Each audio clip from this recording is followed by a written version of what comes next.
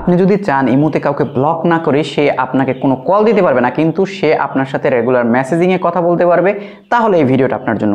এর জন্য যে কাজটা করেন, ভাইকে প্রথমে ফলো এবং সাবস্ক্রাইব করে নেবেন, আর ভিডিওটা যাতে হারিয়ে না যায় এজন্য শেয়ার করে আপনার টাইমলাইনে রেখে দিবেন। এরপরে চলে যাবেন হচ্ছে আপনার ইমোতে, মানে ফোনের ইমোতে।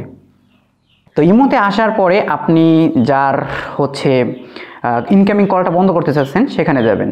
তো আমি গেলাম এই খোকন মহেশপুর, এই বড় ভাই একটা আজব মানুষ, এর বরিশালে চাকরি করে, ভাই হসপিটাল রিলেটেড চাকরি করে। তো এখানে যদি কেউ যায় আর কি, মহিলা তার হেল্পের জন্য, তাহলে ভাই এমন হেল্প করে যে আন্টি বাসা পর্যন্ত গেলে বাসায় যেও মানে ফোন করে খবর নেয় যে আন্টি ওষুধ খাইছেন কি খান নাই।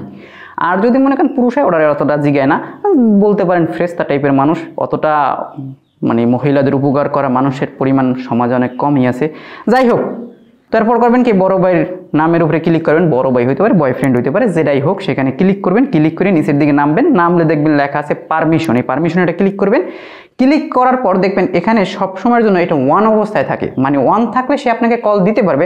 আপনি করবেন কি, একটু কুশ করে এটা চাপ দিয়ে এটা অফ করে দেবেন। অফ করলে ওই বড় ভাই আর আপনাকে ফোন দিয়ে আর ওষুধ খাওয়ার কথা জিজ্ঞাসা করতে পারবে না, যদি আপনি মেয়ে মানুষ হন। ভালো থাকবেন, সুস্থ থাকবেন, আল্লাহ হাফেজ।